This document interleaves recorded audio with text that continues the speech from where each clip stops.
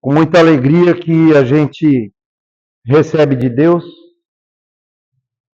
a oportunidade sagrada e bendita de continuar no trabalho do bem, na divulgação do Evangelho,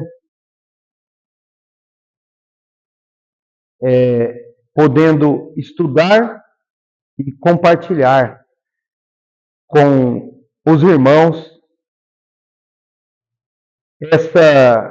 esse escrínio de luz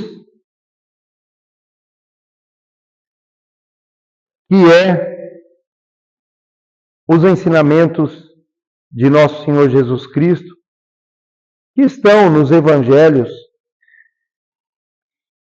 que foram permitidos que a gente conhecesse, porque a gente sabe que apareceram outros evangelhos que a gente ainda não teve acesso, Evangelho de Tomé e outros, mas a própria doutrina espírita, através de todo o trabalho coordenado pelo Espírito de Verdade, conforme promessa de nosso Senhor Jesus Cristo, coordenando todo o trabalho na compilação da doutrina espírita em todos os seus livros, a gente sabe do estudo aprimorado dos evangelhos conhecidos. E Emmanuel também, em várias obras, ele destrincha os evangelhos. E realmente a maior fonte de conhecimento para promovermos a tão necessária e talvez não, com certeza o maior objetivo nosso enquanto encarnados na Terra, que é a reforma íntima, ou a santificação, que os nossos irmãos de outras denominações denominam, é o Evangelho. Só com o conhecimento profundo do que tem ali no Evangelho, haverá o despertamento da nossa consciência, direcionando nós mesmos a essa reforma íntima, a essa santificação, essa busca de acertarmos mais e errarmos menos. E essa casa, como ela tem por objetivo a sistemática do estudo do Evangelho nos dias de reunião pública, como hoje, determina que a gente fale alguma coisa sobre o capítulo 15 do nosso Evangelho, que é sobre a caridade. Fora da caridade, não há salvação. É o nosso capítulo 15 do nosso Evangelho Espírita, que é um estudo aprofundado, sistemático das passagens do Novo Testamento.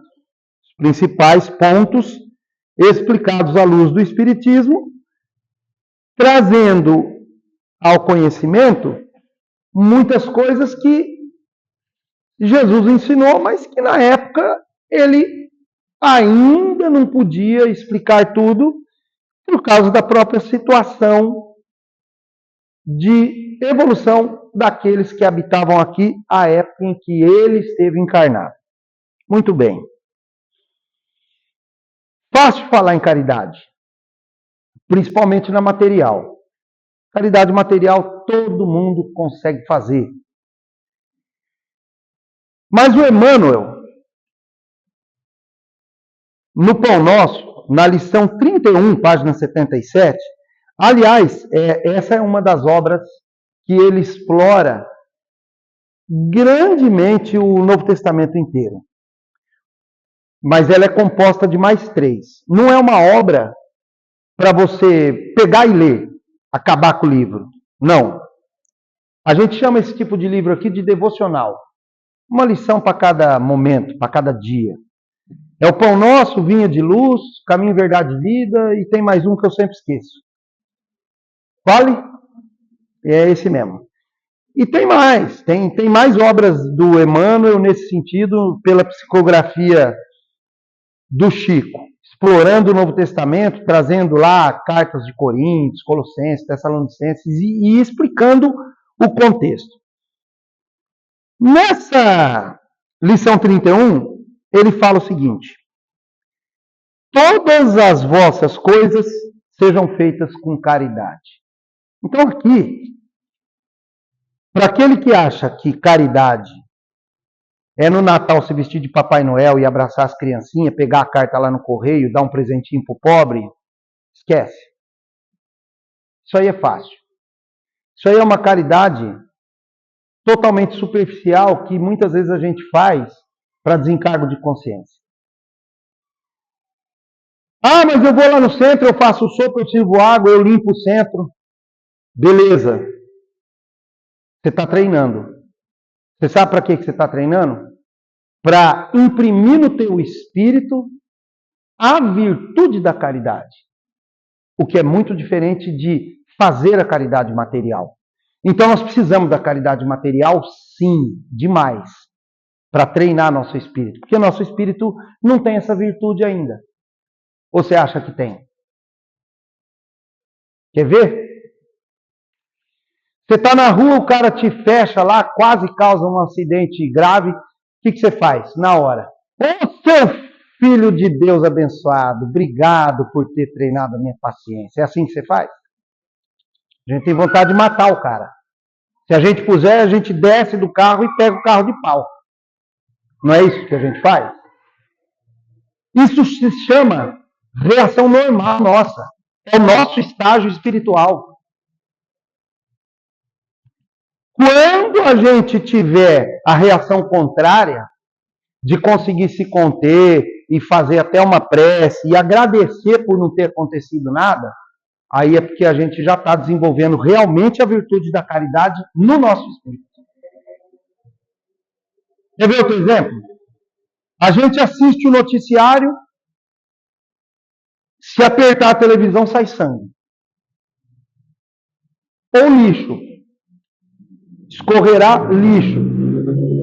Quem já mexeu com roça e comprou aqueles adubos que tem em São José do Rio Preto, que vem da compostagem do lixo, quando você põe aquilo no caminhão, ele solta um churume. Pois é, só falta descer o churume da televisão quando a gente assiste o noticiário. Geral. Não é só do Brasil, não. É mundial. A fase que o mundo está passando, ela é braba mundialmente falando. Parece que chegaram ao fundo do poço mesmo, em moral. Em moral, em educação, em ética, palavra fora de moda. Então, quando a gente vê esse noticiário, se a gente não se policiar, nossas reações e sentimentos vendo o que a gente está vendo de sujeira, mentira, manipulação e falsidade, são reações adversas completamente à verdadeira caridade. A gente tem vontade de resolver à força a situação do país, as injustiças que a gente vê. Então, é porque a gente ainda não tem a caridade impressa no espírito. Não temos ainda.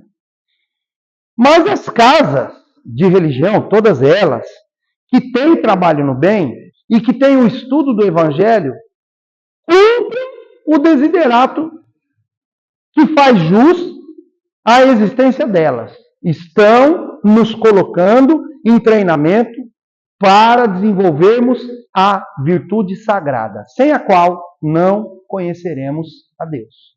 Porque Deus é amor. E caridade é amor. Verdadeiro. Então, quando todos os atos da nossa vida forem baseados no amor, as nossas reações forem espontaneamente de amor e caridade, é porque a gente conseguiu. É porque a gente conseguiu. Precisamos treinar. Precisamos treinar, porque a gente é acostumado no outro lado, nas outras reações. Então a gente precisa ir treinando a certa para que elas virem hábito. O Emmanuel, ele fala assim, com caridade, chama essa lição 31 do Pão Nosso. Todas as vossas coisas sejam feitas com caridade. Isso está numa carta de Paulo, lá em 1 Coríntios 16, 14. Tá? Aí o Emmanuel fala assim, ainda existe muita gente que não entende outra caridade, além daquela que se veste de trajes humildes aos sábados ou domingos, para repartir algum pão com os desfavorecidos da sorte, que aguarda calamidades públicas para manifestar-se, ou que lança apelos comovedores nos cartazes da imprensa. Hoje é na internet, né? Não podemos discutir as intenções louváveis desse ou daquele grupo de pessoas. Contudo, cabe-nos reconhecer que o dom sublime é de sublime extensão. O dom da caridade é uma virtude de extensão ilimitada e que deve fazer parte das qualidades do espírito que a gente precisa desenvolver. Porque, inclusive, a caridade engloba todas as outras. Todas as outras. Nós vamos falar sobre isso. Paulo indica que a caridade, expressando o amor cristão, deve abranger todas as manifestações de nossa vida. Só todas. Nenhuma pode faltar a caridade. Então, assim, a nossa tarefa é árdua. Porque para a gente conseguir imprimir isso na nossa vida, precisa de muita dedicação e consciência sobre isso. Então, o primeiro passo, como disse ela aqui, convidando para os estudos, é estudar para saber disso. Primeiro passo é ter a consciência que nós precisamos disso. Porque a nossa consciência é o nosso grande anjo da guarda. Porque é ela que aponta quando a gente erra. Na lição do nosso Evangelho sobre o dever, nós temos muito isso exemplificado. O dever não tem aplauso quando ele é realizado, cumprido, e ele não tem crítico quando você não faz. Quem é o fiel da balança? A consciência. E essa consciência, ela precisa do quê? De desenvolvimento fundamentado no Evangelho para que ela te impulsione efetivamente a evolução que você precisa alcançar nessa oportunidade reencarnatória que você ganhou.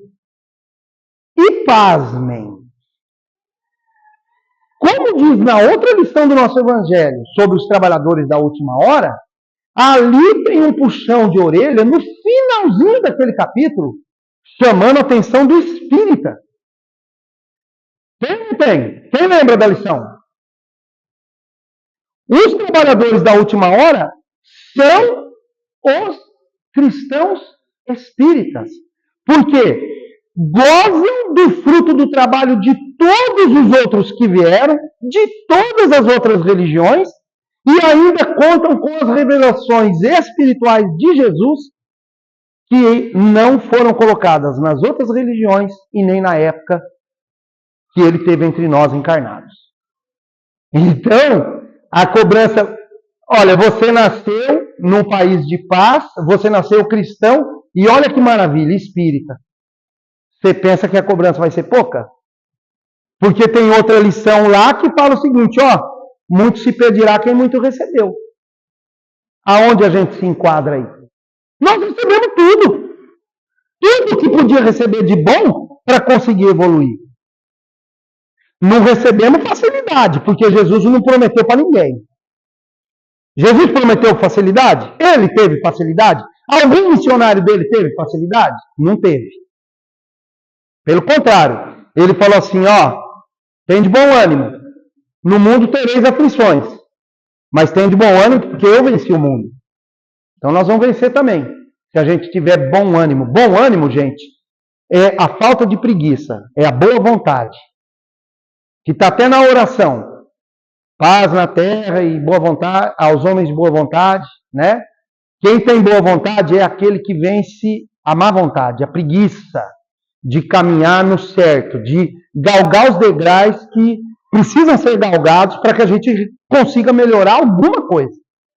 Boa vontade. Ele falou, tenha bom ânimo, tenha boa vontade, você vai vencer o mundo. No mundo tereis dificuldade. Então, todas as manifestações da nossa vida têm que ser revestidas de caridade. Tem que passar pelo filtro da caridade. Nossas ações, reações, interações. Todas. Se a gente conseguisse fazer isso, o mundo não estaria como está. Por quê? Está ali no Evangelho. Por quê? Estender a mão e distribuir conforto é iniciar a execução da virtude excelsa. Então, assim, caridade material é iniciar a execução da virtude. Você está treinando a virtude. Todas as potências do espírito, no entanto, devem ajustar-se ao preceito divino. Olha o que o Emmanuel está falando aqui. Toda força, toda potencialização espiritual do teu espírito tem que se concentrar no desenvolvimento dessa virtude. É o que ele está dizendo aqui.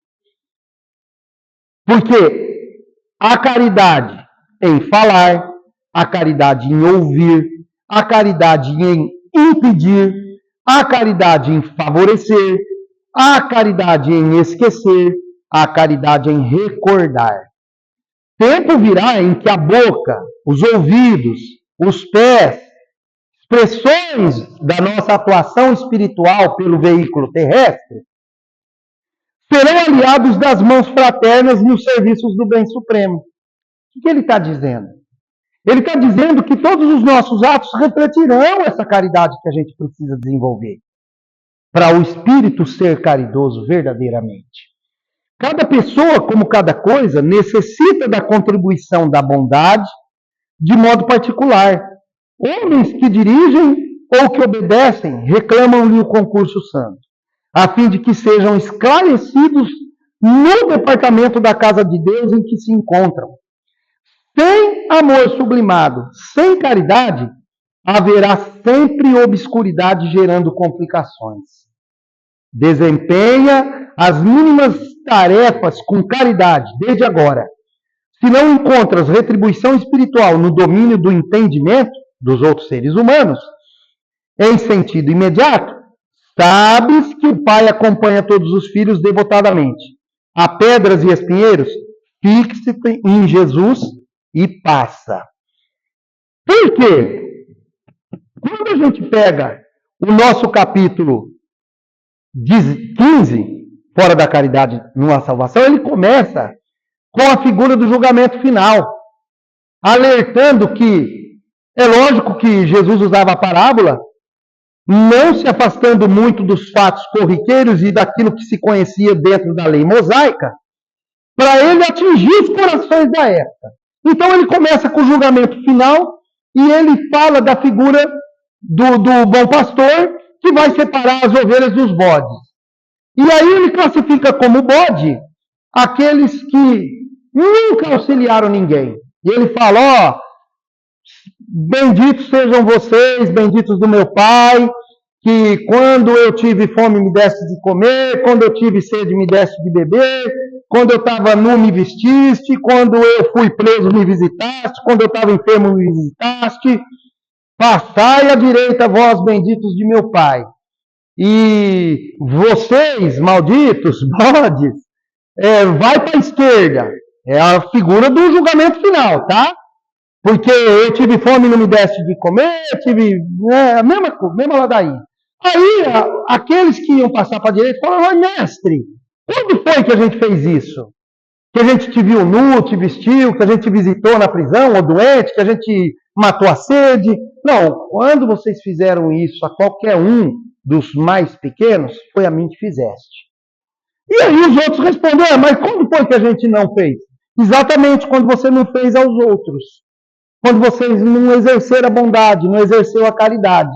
Aí um doutor da lei, para tentar, falou assim, mas o que é preciso fazer para eu ter a vida eterna? Jesus respondeu, o que diz na lei? Amarás o teu Deus de toda força, de todo o teu coração, de toda a tua alma, e o próximo com a ti mesmo. Jesus falou, exatamente. Faz isso e você vai conseguir. Tentando ele falou, mas quem é meu próximo? Achando que o bicho ia pegar para o lado de Jesus. Aí Jesus conta a parábola do samaritano, que estava descendo de Jericó para Jerusalém, foi atacado por ladrões, cobriram ele de pancada, deixaram ele ferido, e aí passou um sacerdote, viu o cara machucado, passou de largo. Passou um doutor da lei, passou de largo, largou o cara morrendo lá. Veio um samaritano que era tido como herege por todas as outras nações, porque eles eram espiritualistas, tá? E socorreu o cara. Além de socorrer o cara com carinho, untar as feridas, pôs na cavalgadura dele, levou até a próxima parada, taberna, e ainda deu 2 denários pro cara e falou assim, tudo que você gasta, cuida desse cara aqui, pra ele não morrer. Tudo que você gastar com ele a mais, a hora que eu voltar aqui, que só tem esse caminho, eu pago você. Vou fugir, não. Quem te parece o próximo? Ele perguntou pro doutor da lei. O doutor falou, aquele que executou misericórdia, piedade. Exatamente. Porque a piedade é uma das características que envolve o cara ser caridoso. Porque ele fala, lá no início desse capítulo 15, toda a moral de Jesus se resume na caridade e na humildade. Por quê? Primeiramente, para você amar a Deus sobre todas as coisas, significa que você vai obedecer todo o ensinamento de Deus. O cara que não é humilde não faz isso. O espírito que não é humilde não obedece. Ele é o quê? Rebelde. Então, quando o pessoal de outras religiões fala assim, eu sou temente a Deus, não é que ele tem medo de Deus. Ele quer dizer que ele obedece. Não sei se ele obedece. Mas o que a gente precisa saber é que a gente precisa obedecer. Por quê? Porque manda quem pode, obedece quem tem juízo. O Jesus, ele não está dando os mandamentos para nós através do Evangelho.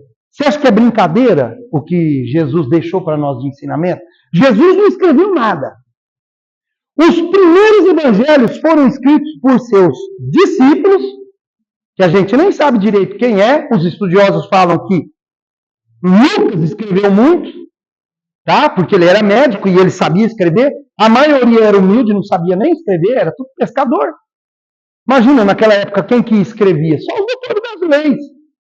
Tá? Então, Jesus não deixou nada escrito, mas ele veio só ensinar. E todo o tempo que ele ministrou, ele só ensinou. Ensinamento é o quê? O que é ensinamento? É ordem. É ordem com amor. Mas é ordem. É para você cumprir, se você quiser ser feliz. O ensinamento de Jesus é brincadeira. Que a gente lê, vai na palestra, na casa espírita, na casa evangélica, na casa católica, e nada muda. Isso é que precisa mudar em nós e na nossa forma de ver a vida como oportunidade sagrada de aprendizado e mudança. Senão nós vamos voltar em planetas com tanto sofrimento como a Terra é hoje, ou pior. Porque, como eu disse lá no começo da conversa, nós estamos recebendo uma chance de ouro, diferenciada. Estamos, além de reencarnados num país de paz, por enquanto, um país muito religioso e, além de sermos cristãos, conhecemos a doutrina espírita. Então, assim, nossa desculpa terminou faz tempo. Nós não temos mais bengala para muletas, né? Para atrasar a nossa hora do progresso. Aí ele fala assim, ó. Bem-aventurados, disse ele, os pobres de espírito, os humildes, porque deles é o reino dos céus. Bem-aventurados os que têm puro coração. Bem-aventurados os que são brandos e pacíficos. Bem-aventurados os misericordiosos. Porque esses compreendem o amor de Deus através dos ensinamentos de Jesus, porque os ensinamentos de Jesus, eles trazem o próprio caráter divino. O nosso livro dos Espíritos fala assim na primeira questão, o que é Deus? E fala que a gente não tem condição de entender Deus ainda. Ótimo, não temos mesmo, falta sentido. Nós não conseguimos descrever o que seja a divindade. Só que Jesus trouxe o caráter divino para a gente conhecer, através da perfeição que ele propõe na vida que ele mesmo levou. E muitas vezes ele falou o seguinte para nós, quem me vê, vê o Pai. Quem crê em mim, crê no Pai. Quem me conhece, conhece o Pai. Não foi Jesus que falou isso? Então, melhor que isso a gente não tem. É isso mesmo. E o ensinamento dele é ordem.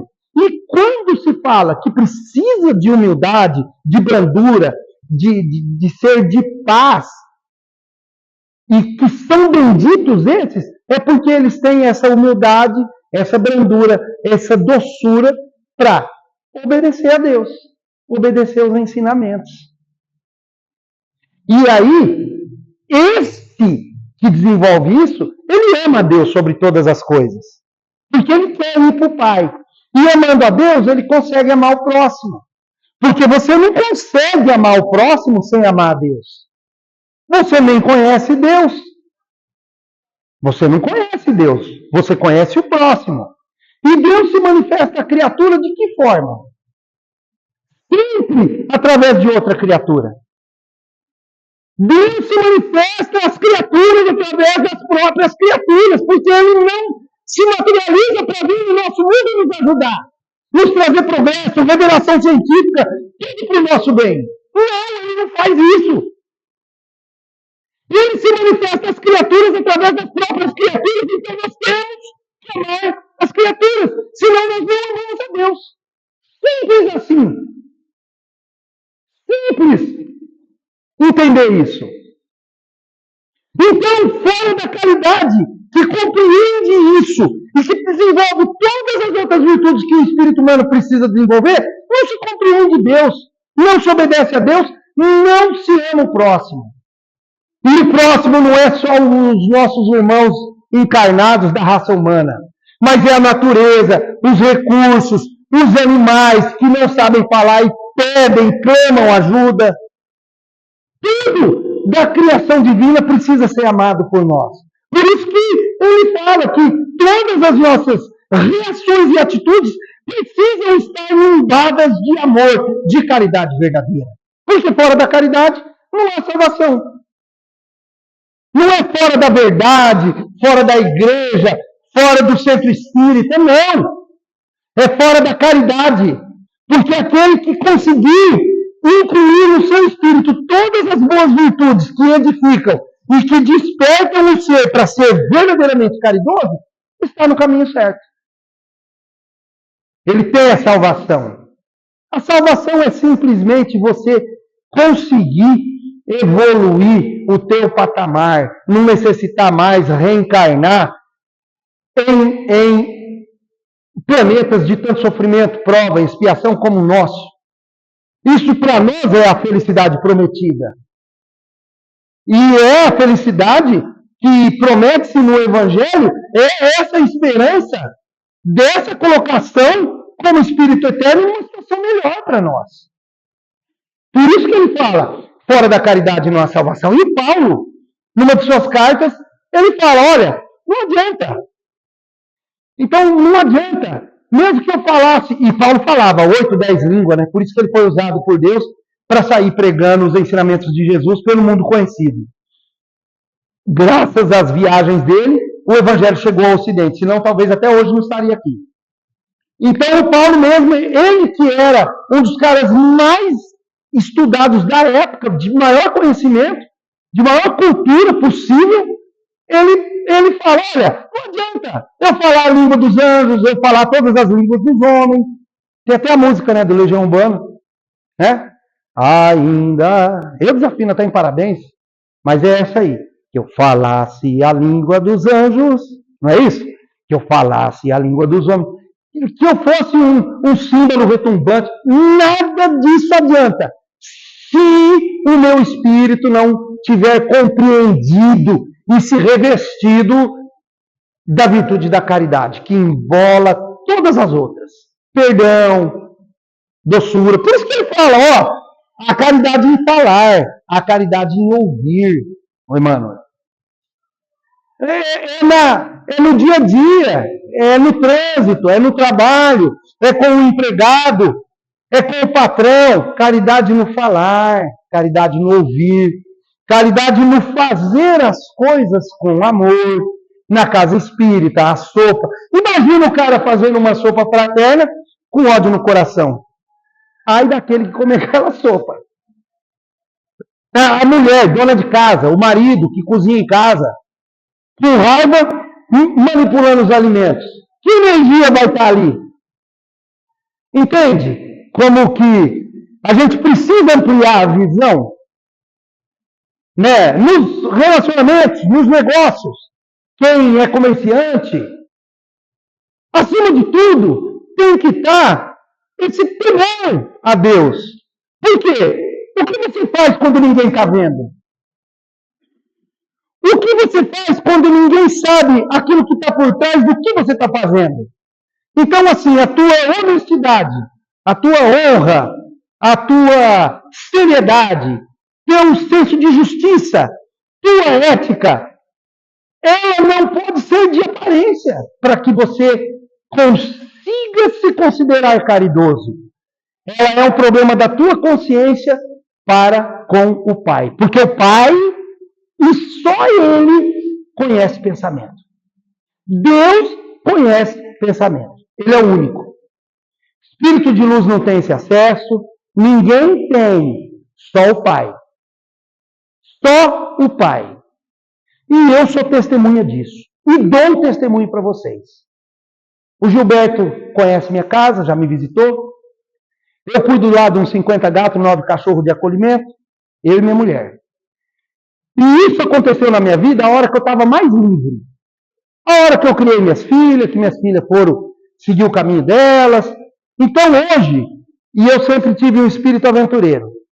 Hoje, eu poderia estar morando num barco, porque o meu serviço eu resolvo tudo no celular, graças a essa bênção da tecnologia, que infelizmente muitos usam para o mal ainda, mas ela veio para trazer auxílio. No meu caso, ela me libera de estar dentro de um escritório. Ela me libertou. O que acontecia comigo? Eu pensava sem comentar com ninguém.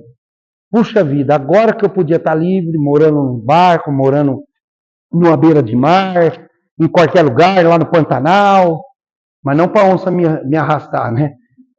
Para dar umas pescadas. Eu estou aqui preso nesse serviço. Eu falava isso comigo, mas aceitando como disciplina que o meu espírito precisa, porque ali precisa ter disciplina. Muito bem. Eu nunca comentei isso com ninguém.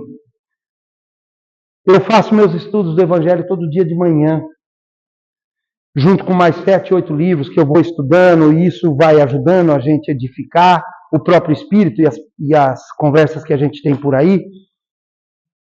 E eu vinha pensando, esse pensamento ele vinha me incomodando, porém sem eu nunca falar, eu nunca verbalizei. Veio a lição no Evangelho falando dos órfãos. Quando eu abri aquela lição, foi como se eu levasse um tapa na fuça. Fiquei envergonhado, porque eu percebi que era para mim. E ali ainda a voz falou para mim, substitui órfão por animais. Está aí a tua tarefa. Obedece e pronto, acabou. Então assim, Deus conhece pensamento. Dele, a gente não esconde, não consegue. Por quê? Porque ele nos criou. Nós somos o quê? Feitos à semelhança divina. Nós somos centelha divina. Dele a gente não esconde nada. Então, esse negócio de aparência é para ser humano. E para nós, espíritas evangélico-cristãos, que seguimos o Evangelho e seguimos o Cristo, a aparência é uma coisa que tem que ser extirpada da nossa vida. Nada deve ser de aparência mais. Tudo deve ser de consciência. Por caridade verdadeira para conosco mesmo. Em primeiro lugar, nós precisamos ser caridosos conosco. Querer o verdadeiro bem para nós. Mas esse bem não é dinheiro, não. Não é ter patrimônio, nomão, like. Não é esse bem. É querer o bem eterno. Qual é o bem eterno?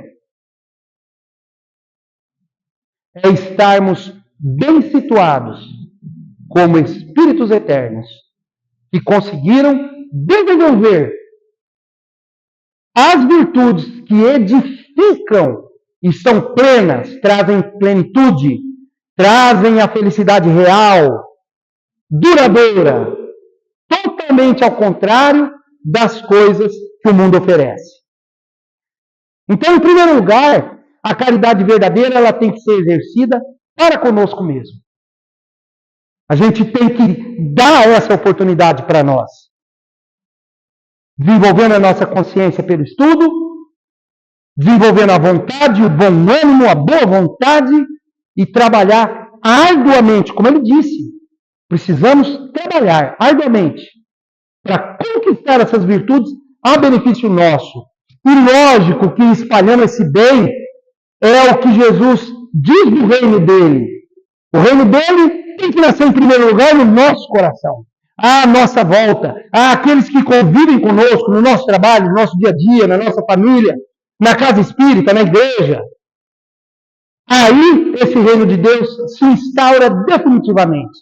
Porque nascido e sustentado da consciência do Espírito Eterno. Que quer, em primeiro lugar, para si e quer espalhar para os outros as benesses de todas as virtudes que envolvem a verdadeira caridade. Ele finaliza dizendo lá no comentário dos Espíritos: submetei todas as vossas ações ao controle da caridade. Todas.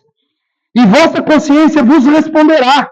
Não somente ela vos evitará de fazer o mal, mas ela vos levará a fazer o bem. Por quê? Porque não basta uma virtude negativa. É preciso uma virtude ativa. Precisa trabalhar. Precisa fazer. O bem precisa ser feito. Para não fazer o mal, geralmente basta o quê? Se omitir. Cruzar o braço. Negar o mal é muito mais fácil do que fazer o bem, gente. Muito mais fácil. Eu não faço mal. Acredito. Eu acredito que você não faça o mal. Porque para não fazer o mal, é só se omitir. E para fazer o bem? Precisa trabalhar. Precisa lutar contra você mesmo, contra a má vontade, contra a preguiça, contra preconceito, contra o que os outros vão pensar. Entendeu? Qual dos escolhidos que passou por esse planeta foi tido como normal e bem aceito pela sociedade hipócrita que está nesse mundo aí? Qual? Cita um para mim. Ele chegou na Madre Teresa um dia e perguntou para ela: por que você faz? Por que você vai lá e socorre e abraça o mendigo lá fedendo? Ela falou: e por que eu não faço? E por que eu não posso fazer? Para ela não cabia na mente dela que ela não fizesse. Assim que nós temos que ficar. Quando a gente não conseguir aceitar o errado. Quando a gente não conseguir aceitar a dor do outro. Isso é caridade. Verdadeira, plena. Assim era ela. Ela respondeu para o repórter: eu não consigo não ver e não fazer. Eu posso fazer, eu vou lá e faço. Simples assim. Isso é caridade. Foi tido como louca, como todos os outros que viveram a mesma realidade. Como Francisco de Assis, que largou a maior fortuna conhecida da Europa. O pai dele era industrial, dono de marinha mercante da Itália. Ele, filho único. Aquilo não comprava o espírito dele, meu amigo. Para ele, aquilo lá não era nada. Ele queria, era, através do amor e da caridade e da ajuda aos necessitados, que eram muitos, pegar na igreja e passar as informações que ele tinha do Cristo para o Papa. E assim ele fez. Ele foi ouvido pelo Papa e mudou o coração do Papa. A hora que o Papa falou que ia agir, porque o Papa se dobrou à luz que ele trazia consigo, porque ele conversava diretamente com o nosso Senhor Jesus Cristo, que ele era a reencarnação de João de Patmos, o último apóstolo.